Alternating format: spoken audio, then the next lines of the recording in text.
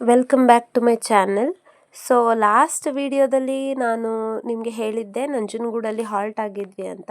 So ನಂಜನಗೂಡಲ್ಲಿ ದೇವಸ್ಥಾನದಲ್ಲಿ ಊಟ ಮುಗಿಸ್ಕೊಂಡು ಒಂದು ರೂಮ್ ಮಾಡ್ಕೊಂಡಿದ್ವಿ. ಸೊ ನೈಟ್ ಅಲ್ಲೇ ಹಾಲ್ಟ್ ಆಗಿದ್ದು ನೆಕ್ಸ್ಟ್ ಡೇ ಮಾರ್ನಿಂಗು ಬೆಳಗ್ಗೆನೇ 5:30ಗೆಲ್ಲ ರೆಡಿ ಆಗಿದ್ವಿ.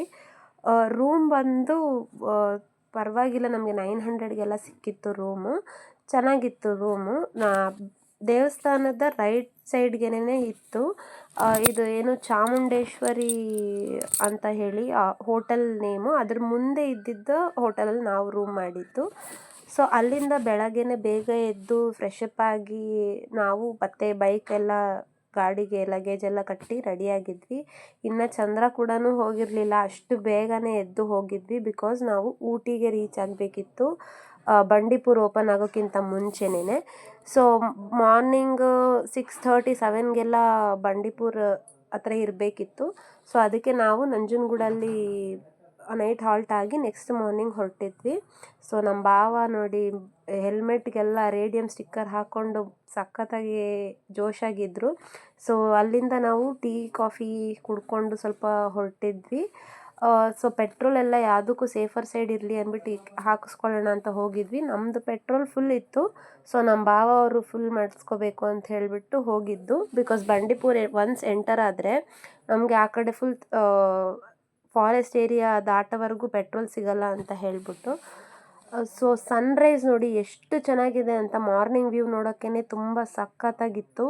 ಸೊ ನಾವು ಅಲ್ಲಿಂದ ಹೋಗಿದ್ದೆ ಗುಂಡ್ಲುಪೇಟೆಗೆ. ಅಲ್ಲಿ ಟಿಫನ್ ಮಾಡ್ಕೊಂಡ್ವಿ. ಟೊಮೆಟೊ ಬಾತ್ ಮಾತ್ರ ಸೂಪರಾಗಿತ್ತು. 6:45ಗೆಲ್ಲ ಟಿಫನ್ ಮಾಡಿದ್ದು ನಾನಂತೂ ಫಸ್ಟ್ ಟೈಮು. ಬಿಕಾಸ್ ಒನ್ಸ್ ಅಲ್ಲಿ ಹೇಳಿದ್ನಲ್ಲ, ಫಾರೆಸ್ಟ್ ಏರಿಯಾ ಎಂಟರ್ ಆದರೆ ಏನು ಕೂಡ ತಿನ್ನೋಕ್ಕೂ ಸಿಗಲ್ಲ ಅಂತ ಅಂದ್ಬಿಟ್ಟು, ಮತ್ತು ಗಾಡಿ ಕೂಡ ನಿಲ್ಸಂಗಿಲ್ಲ ಅಲ್ವಾ. ಅದಕ್ಕೇ ನಾವು ಬಿಫೋರ್ ಫಾರೆಸ್ಟ್ ಏರಿಯಾ ಎಂಟರ್ ಆಗೋಕ್ಕಿಂತ ಮುಂಚೆ ಟಿಫನ್ ಮಾಡಿಕೊಂಡು ಹೊರಟ್ವಿ. ಸೊ ಅಲ್ಲಿಂದ ನಮ್ಗೆ ಸಿಕ್ಕಿದ್ದು ಹಿಮಾವತ್ ಗೋಪಾಲ ಸ್ವಾಮಿ ಬೆಟ್ಟಕ್ಕೆ ಹೋಗುವಂಥ ಕ್ರಾಸು.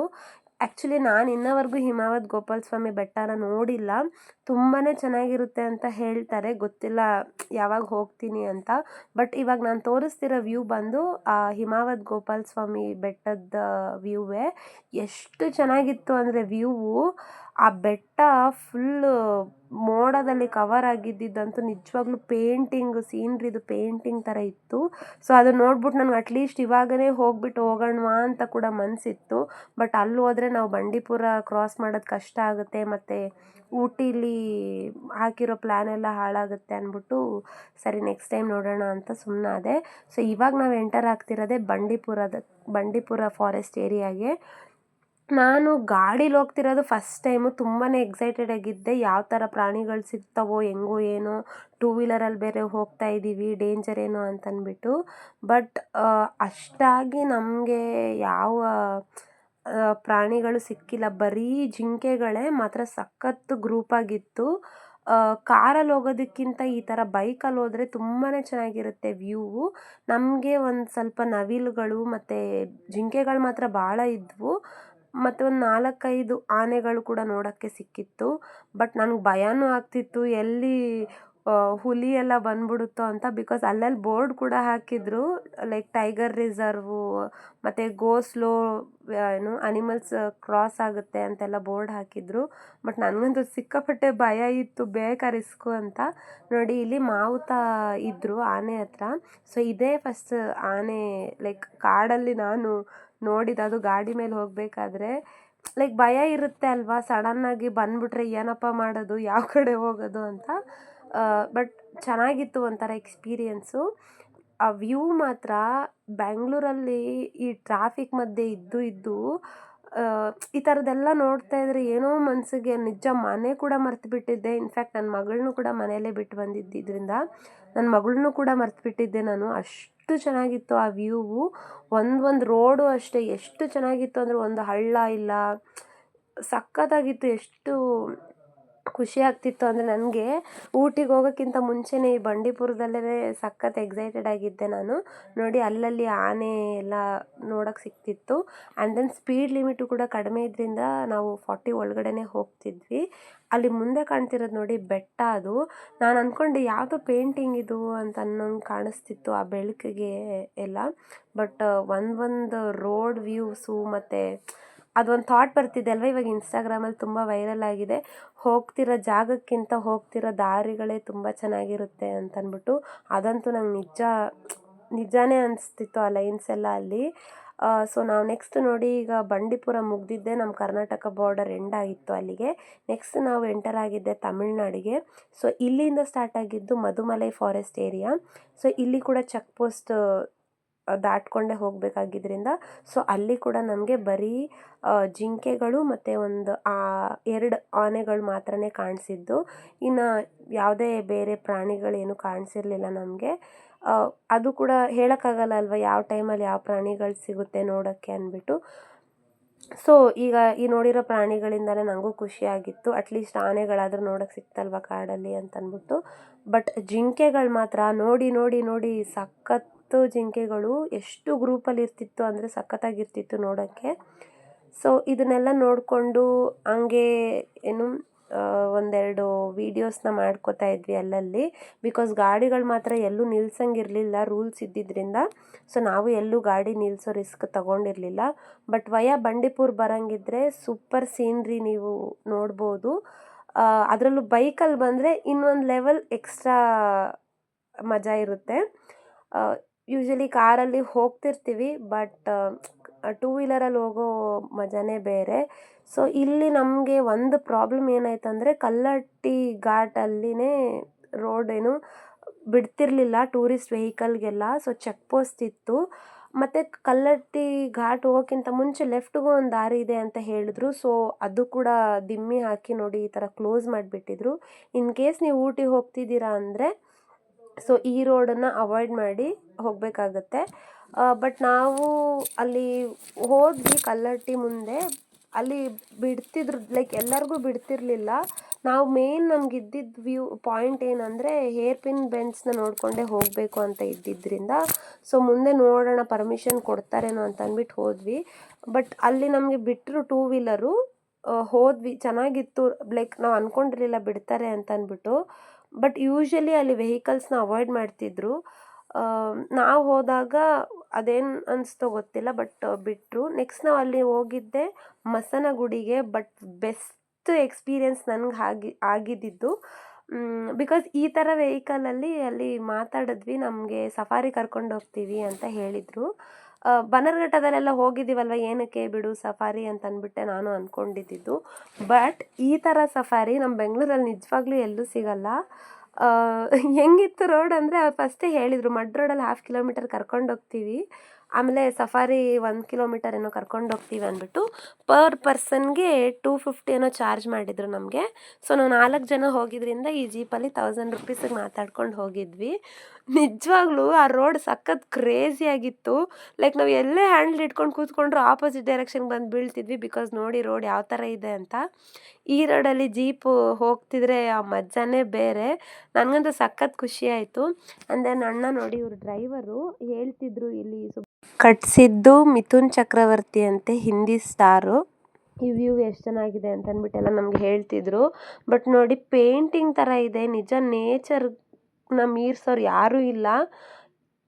ಏನು ಆ ಫೀಲೇ ಹೇಳೋಕ್ಕಾಗಲ್ಲ, ಅಷ್ಟು ಖುಷಿ ಆಗ್ತಿತ್ತು. ಮತ್ತು ನಾವು ಕೂಡ ಒಂದೆರಡು ರೀಲ್ಸ್ನೆಲ್ಲ ಮಾಡ್ಕೊಂಡ್ವಿ. ಬಿಕಾಸ್ ನನಗಂತೂ ಎಕ್ಸೈಟೆಡ್ ಆಗಿದ್ದೆ. ಖುಷಿಗೆ ನಿಜ ಏನೇನು ಮಾಡಿದ್ವಿ ಅಂತ ನಮಗೇನೆ ಗೊತ್ತಿಲ್ಲ. ಅಲ್ಲಿ ಸಖತ್ತಾಗಿತ್ತು ಮಾತ್ರ.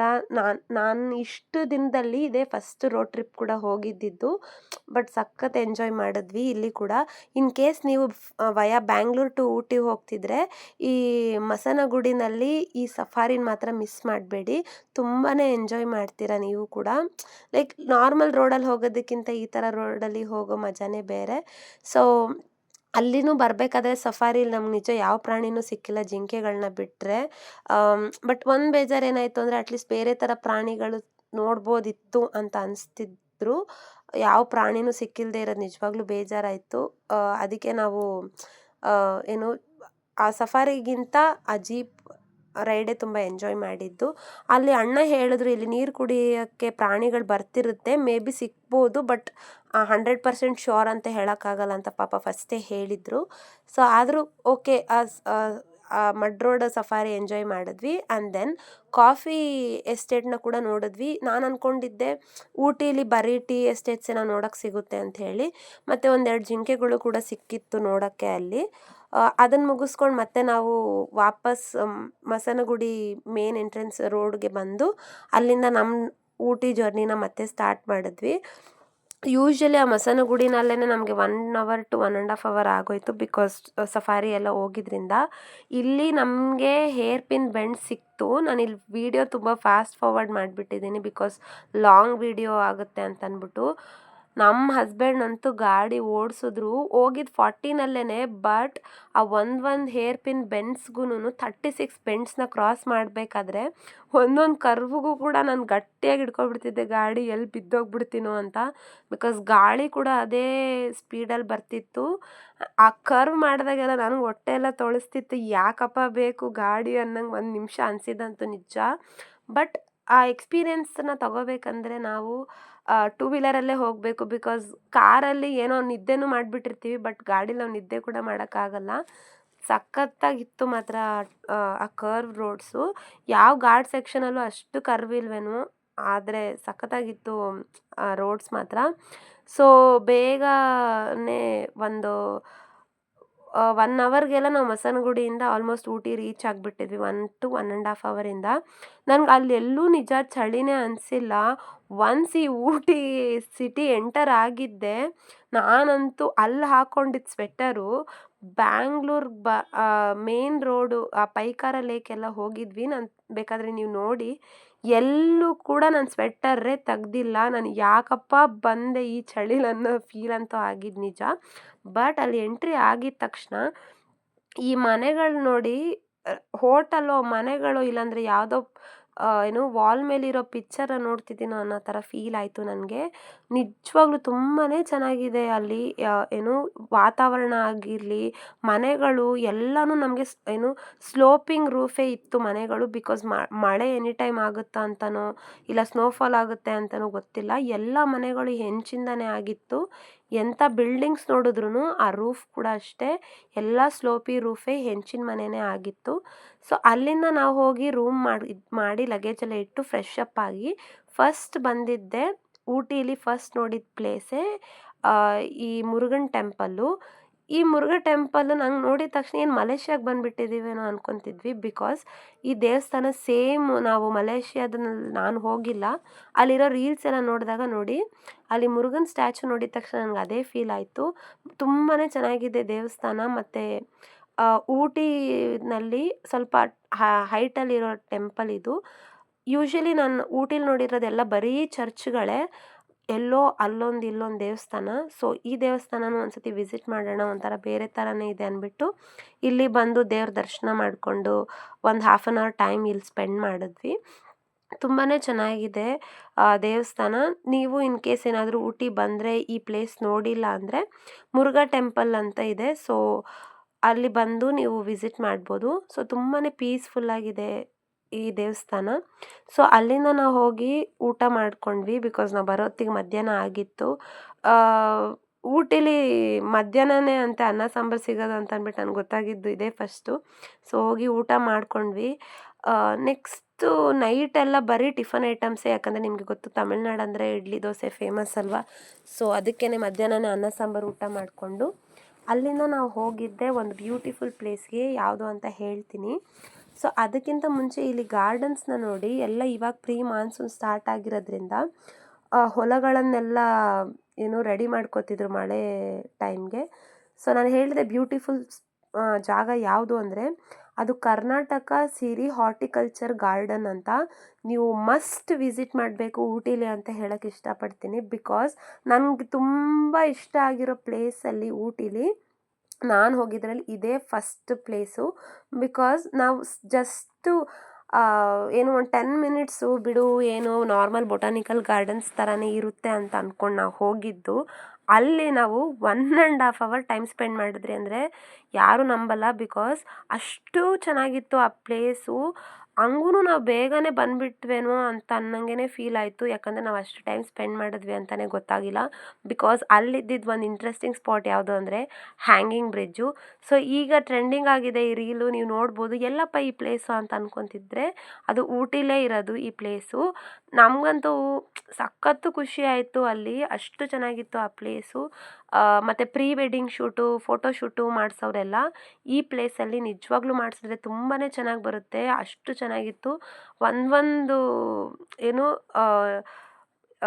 ಹ್ಯಾಂಗಿಂಗ್ ಬ್ರಿಡ್ಜ್ ಆಗಿರಲಿ, ಮತ್ತು ಅಲ್ಲಿ ಏನು ಗಾರ್ಡನ್ ಎಲ್ಲ ಮೇಂಟೈನ್ ಮಾಡಿರೋದಾಗಿರಲಿ, ಮತ್ತು ಆ ಟೀ ಪ್ಲ್ಯಾಂಟೇಷನ್ಸು ಆ ಗಾರ್ಡನ್ ಒಳಗಡೆ ಇರೋದು, ಮೇಯ್ನಾಗಿ ನಮ್ಮ ಕರ್ನಾಟಕದವ್ರದ್ದು ಅವರು ಮೇಂಟೈನ್ ಮಾಡ್ತಿರೋದಂದರೆ ಇನ್ನೂ ತುಂಬ ಖುಷಿ ಆಗುತ್ತೆ ಆ ಜಾಗ ನನಗೆ.